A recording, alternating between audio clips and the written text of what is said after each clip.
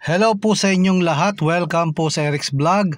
At sa lahat po ng boxing fans ho ng mga Pilipino ay muli ho nating masasaksihan ho na lumaban muli sa ibabaw ho ng lona itong ating pambansang kamao na si Manny Pacquiao ho, na matagal-tagal na hong hindi napapanood ho ng mga boxing fans, hindi lang po dito kundi sa buong mundo. At dahil po ay makakaharap po niya bukas, araw po ng Linggo, si Rokia Anpo po, isang kickboxer po sa Japan, isang Japanese na naka-assign po na lumaban dito sa ating pambansang kamao na si Manny Pacquiao po. At sila po ay maghaharap po bukas. At ito po actually ay isang 3 rounds exhibition lang po na magaganap po ito doon sa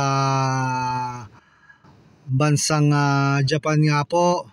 Itong si Rokia Anpo at ang ating pambansang kamao po na si Manny Pacquiao po. Kaya kaabang-abang po ito. At lahat ho ay dito nakatutok dahil ho muling masisilayan ho ang kondisyon ho kung ano na ang bilis na ni Pacquiao ho. At ito ho ay magaganap ho sa Saitama Super Arena po, dyan po sa Saitama, Japan. At sigurado pong dudumugin muli ito ng mga boxing fans. At isa sa mga nabalitaan natin na nasa Japan para pumanood ng laban itong si Ryan Garcia. So bago po ito maghanap itong match up po ni Rokia Anpo, ito po ay unang iminatch po kay Chihiro Suzuki po. So ito po yung unang match up po na dito sa nalalaban itong si Manny Pacquiao. Ngayon din pong July 28 nakatakda ang kanyang laban po dito sa Japan po, pero sa hindi po malamang kadahilanan ay ipinalit po itong si Rokia Anpo dito po sa match up po o dito po sa 3 rounds exhibition po na magaganap nga po bukas po araw ng Linggo. Kaya sigurado po tayo na marami po ang boxing fans po ng mga Pinoy, Amerikano, mga Meksikano at iba't ibang lahi. So kilalanin po natin itong si Rokia Anpo. So siya po ay isang Japanese at siya po ay isang Japanese kickboxer. Siya po ay ipinanganak noong October 29, 1995 po. Siya po ay pinanganak sa Himeji, Japan. At siya po ay 28 years old. Demolition man po ang tawag sa kanya. At ang kanya pong height ay 6 feet. At ang kanyang timbang po ay 154 pounds. At ang division po ay featherweight. So ito po ang makakaharap ng ating pambansang kamao po bukas. At ito pong si Manny Pacquiao naman po ay alam naman po natin ng record po nito. Siya po ay kaisa-isahang 8 world division po na talagang ipinagmamalaki po ng mga Pilipino.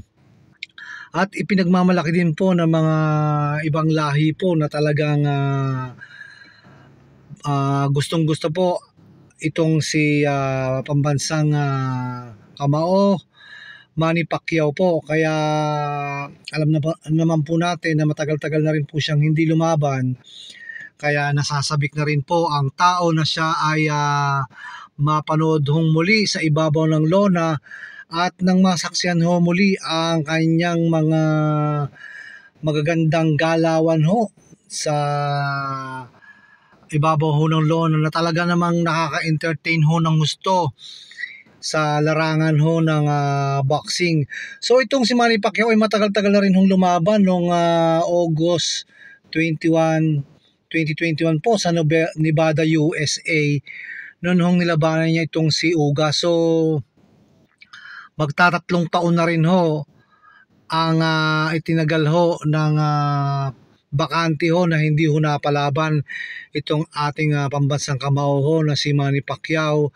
Kaya naman ho, marami ho ang boxing fans sigurado ang naghihintay na muli hong masaksihan muli ho ang mga maa-action ho at ang mga galawan hong Pacquiao at lalong-lalo na ho yung mga suntok ho na sunod-sunod na hindi mo alam kung saan nanggagaling.